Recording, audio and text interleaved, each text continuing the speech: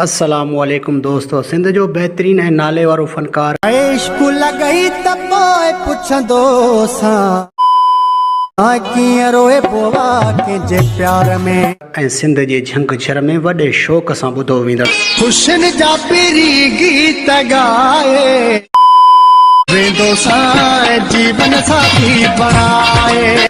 फनकार शाहिद बबर जी हिकु वीडियो तव्हांखे अॼु ॾेखारींदासीं जंहिंमें हू हिकु मासूम ॿार खे ज़्यादती जो निशानो बणाए रहियो आहे।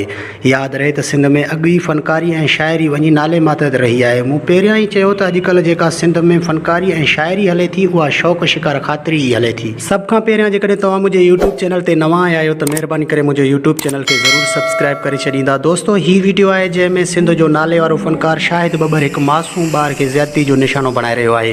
वीडियो रिकॉर्ड कंदड़ शख़्स फनकार शाहिद बबर खे चई रहियो आहे त हलाए जल्दी करे वठ ऐं फनकार शाहिद बबर ज़्यादती जो निशानो बणाईंदड़ मासूम ॿार सां पाण बि मुखातिब थी ॻाल्हाईंदे हिन वीडियो में ॿुधी सघिजे थो। हीअ महीना अॻु हिन ई यूट्यूब चैनल तरफ़ां रूबी अली जी वीडियो वायरल कई वई हुई। थोरे ई अरसे में नए सिज जीअं उभरंदड़ सिंध जो नंबर 1 यूट्यूब चैनल बणजण जी ख़्वाहिश रखंदड़ YouTube channel Sindhi top story तमामु जल्द ॿियनि फनकारनि जा वीडियो बि हिन ई यूट्यूब चैनल तरफ़ां अपलोड कया वेंदा। जेकॾहिं उहे वीडियो बि ॾिसणु चाहियो था त महिरबानी करे असांजे यूट्यूब चैनल खे सब्सक्राइब करे घंटी जे बटन ते क्लिक करे नोटिफिकेशन ऑल करे छॾींदा जीअं नए ईंदड़ वीडियो जी नोटिफिकेशन तव्हां ताईं बर वक़्तु पहुची सघे। मिलंदासीं नए वीडियो में, तेसिताईं अल्लाह हाफ़िज़।